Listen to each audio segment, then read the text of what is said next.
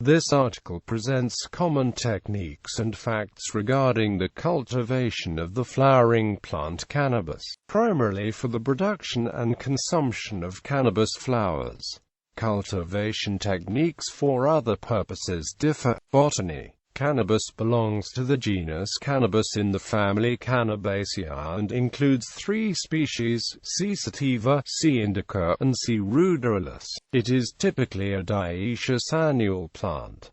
C. sativa and C. indica generally grow tall, and the females start the production of flowers rich in tetrahydrocannabinol as the season changes from summer to autumn. Christus. Ruderalis is very short, produces only trace amounts of THC, but is very rich in cannabidiol, which may be 40% of the cannabinoids in a plant and is an antagonist to THC, and it flowers independently of the photoperiod and according to age. However, commercial crossbred hybrids containing both ruderalis, indica and or sativa genes exist. Cultivation requirements. Cannabis needs certain conditions to flourish. Growth medium. Soil is required, except for cannabis grown with hydroponics or aeroponics. Sufficient nutrients. Commercial potting soils usually indicate this as NPK equals X% Y% Z%. The percentages of the fundamental nutritional elements, i.e., nitrogen, phosphorus and potassium. Nutrients are often provided to the soil via fertilizers, but such practice requires caution. pH between 5.9 and 6.5. This value can be adjusted. See soil pH. Commercial fertilizers tend to make the soil more acidic. Warm. The optimal day temperature range for cannabis is 24 to 30 degrees Celsius.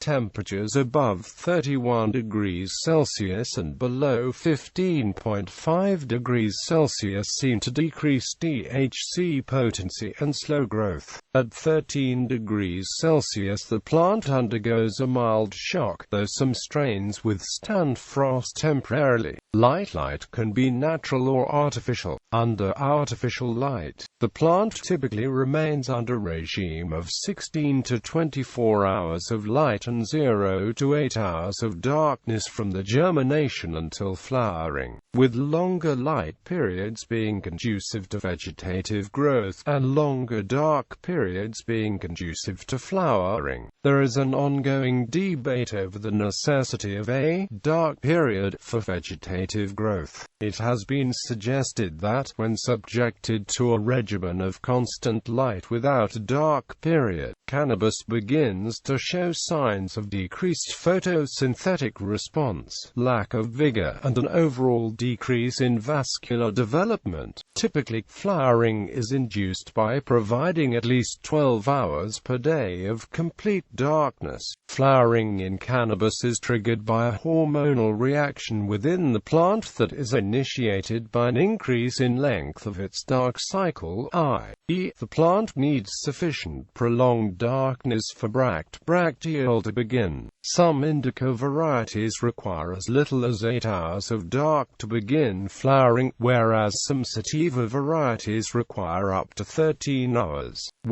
Watering frequency and amount is determined by many factors, including temperature and light, the age, size and stage of growth of the plant, and the medium's ability to retain water. A conspicuous sign of water problems is the wilting of leaves. Giving too much water can kill young cannabis plants if the growing medium gets oversaturated. Nutrients are taken up from the soil by roots.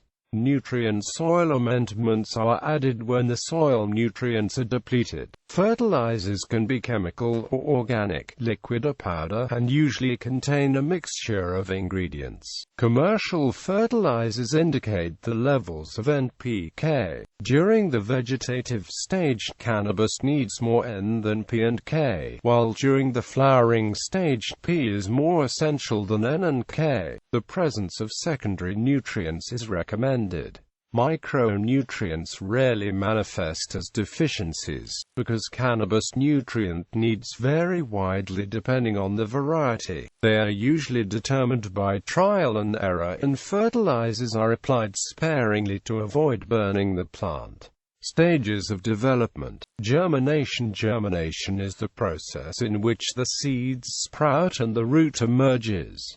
In cannabis it takes from 12 hours to 8 days. Warmth, darkness and moisture initiate metabolic process such as the activation of hormones that trigger the expansion of the embryo within the seed. Then the seed coat cracks open and a small embryonic root emerges and begins growing downward, if placed in a proper growing medium. Soon the root is anchored and two circular embryonic leaves emerge in search of light, and the remains of the seed shell are pushed away. This marks the beginning of the seedling stage. Germination is initiated by soaking seeds either between wet paper towels, in a cup of water at room temperature in wet peat pellets, or directly in potting soil. Peat pellets are often used as a germinating medium because the saturated pellets with the seedlings can be planted directly into the intended growing medium with a minimum of shock to the plant.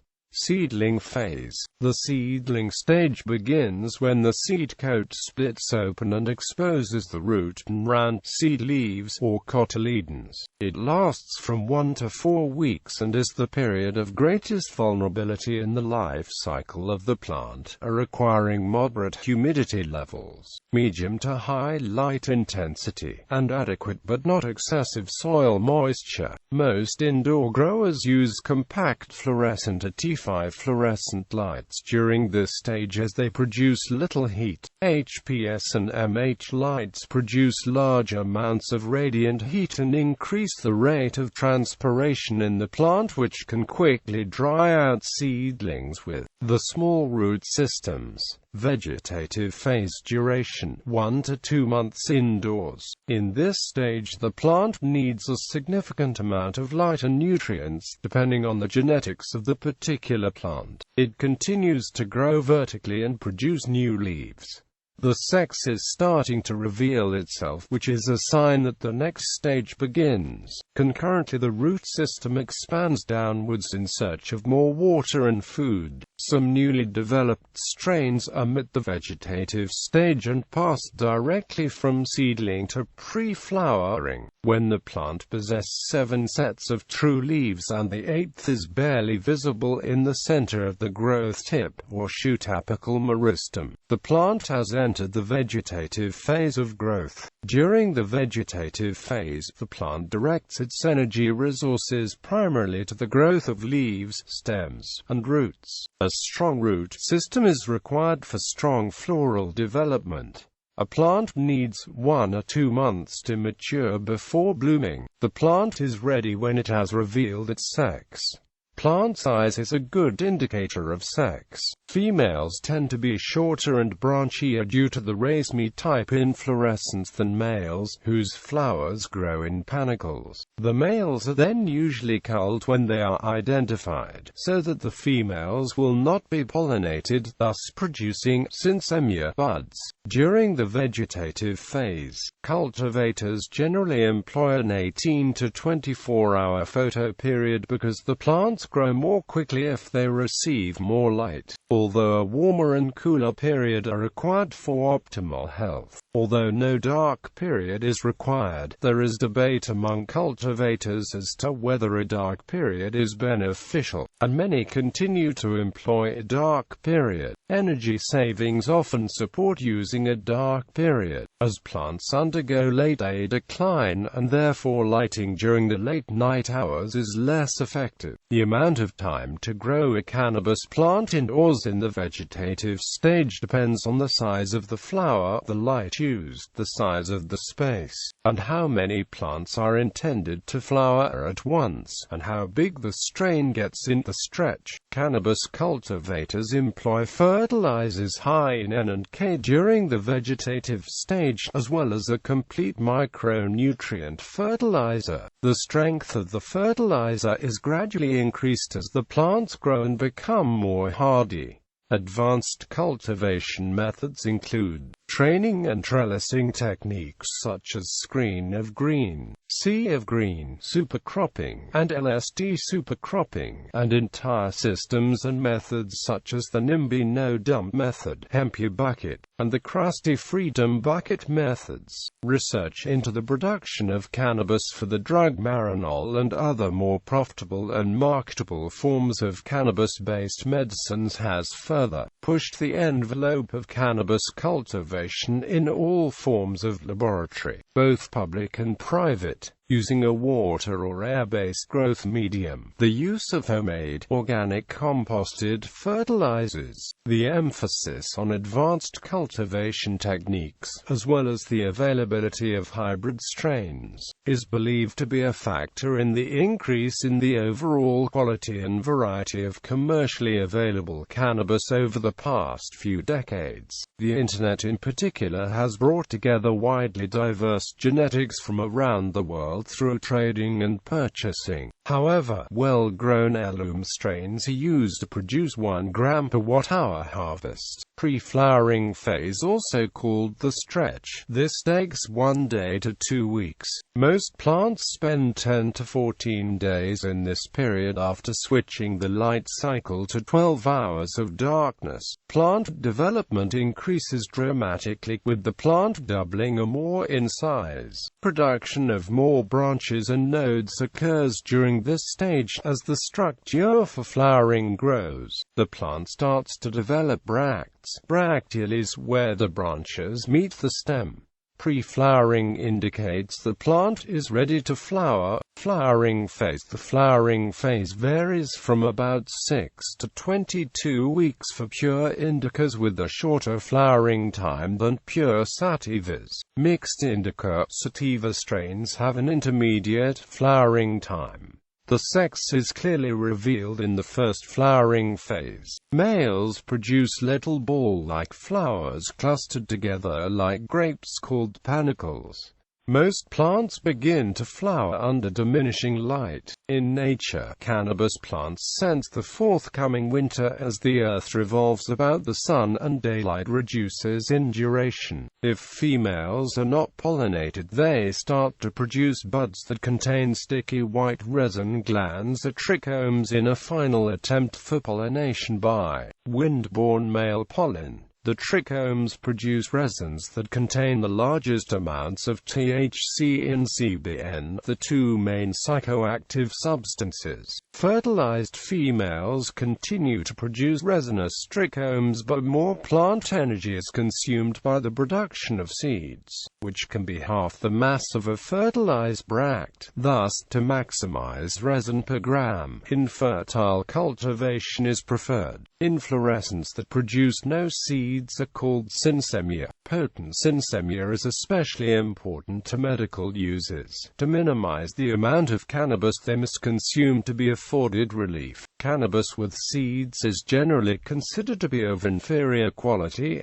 or grown with inferior technique. Cannabis grown is induced into flowering by decreasing its photoperiod to at least 10 hours of darkness per day. In order to initiate a flowering response, the number of hours of darkness must exceed a critical point. Generally, the more hours of darkness each day, the shorter the overall flowering period, but the lower the yield. Conversely, the fewer hours of darkness each day, the longer the overall flowering period and the higher the yield. Traditionally, most growers change the plant's lighting cycle to 12 hours on and 12 hours off, since this works as a happy medium to which most strains respond well. This change in photoperiod mimics the plant's natural outdoor cycle, with up to 18 hours of light per day in the summer and down to less than 12 hours of light in fall and winter. Some semi-auto flowering strains that have been bred exclusively for outdoor use, particularly in outdoor climates such as that of the UK, will start flowering with as much as 16-17 hours of light per day. Usually they can start flowering in July and finish far earlier than other strains, particularly those that haven't been bred as outdoor strains. Semi-auto flowering strains can be harvested before the weather in northern latitudes becomes very wet and cold, whereas other strains are just finishing flowering and may suffer from botrytis caused by wet weather. Alternatively, growers may artificially induce the flowering period during the warmer months by blacking out the plants for 12 hours a day, i.e., by covering the plants with black plastic, for example, which excludes all light during this period so the plant can flower even during long days. Although the flowering hormone in most plants is present during all phases of growth, it is inhibited by exposure to light. To induce flowering, the plant must be subject to at least 8 hours of darkness per day. This number is very strain-specific and most growers use 12 hours of darkness. Flowers from certain plants are called bracteal and are the most prized part of the plant. During the late period, the bracteole are easily visible to the naked eye. Bracteole development begins approximately 1 to 2 weeks after the photo period is reduced. In the first weeks of flowering, a plant usually doubles in size and can triple. Bracteole development ends around 5 weeks into flowering and is followed by a period of bracteole swelling. During this time, the buds greatly increase in weight and size. Outdoor cannabis cultivation. Cannabis can be grown outdoors, either on natural soil or in pots of pre-made or commercial soil. Some strains perform better than others in outdoor settings, an attribute that depends on different conditions, variables and aspects. Outdoor marijuana strains, like most other strains, can be bought in numerous locations, and over 100 different cannabis strains that are bred for outdoor growing exist. Many of these outdoor cannabis seeds are simply copies of other pre-existent strains or seeds with different names and descriptions. To generate optimum quantities of THC-containing resin, the plant needs a fertile soil and long hours of daylight. This means THC production for outdoor growth occurs optimally anywhere within 35 degrees of the equator. Typical growing regions include Mexico, Nepal, northern India, many parts of Africa, Afghanistan, the United States and Australia. In most places of the subtropics, cannabis is germinated from late spring to early summer and harvested from late summer to early autumn. Outdoor cultivation is common in both rural and urban areas. Outdoor cultivators tend to grow indica-based strains because of its heavy yields, quick maturing time, and short stature. Some growers prefer sativa because of its clear-headed high, better response to sunlight, and low odor emissions. Growers cultivate on their own property or practice guerrilla farming, i.e., to plant cannabis in remote areas such as forest clearings or mountain cliffs which they rarely visit. However, such a method is prone to theft, so much so that some ingenious growers even attach pots to trees to decrease this possibility. Guerrilla growing has given birth to the activist movement Operation Overgrow, where the plant is grown with the explicit purpose of introducing the cannabis plant into the natural ecosystem. For outdoor cultivation, growers choose areas that receive 12 hours or more of sunlight a day. In the Northern Hemisphere, growers typically plant seeds in mid-April, late May, or early June to provide plants a full 4 to 9 months of growth. Harvest is usually between mid-September and early October. In North America, northern locations are preferred, but southern locations are also known to be good producers, where local laws do not permit growing cannabis. Cultivators sometimes grow in forests or rugged and rural areas where the local population is unlikely to find the crop. Cannabis is also grown hidden by a crop that is taller, such as maize. This is reported by the United States government to be common in the Midwestern states. Bamboo and elderberry are also used as camouflage companion plants. Some government agencies, including the Drug Enforcement Administration, have claimed that in state and national parks people have been injured by cannabis farmers protecting their crops using booby traps. No arrests or convictions for this had been made as of 2007.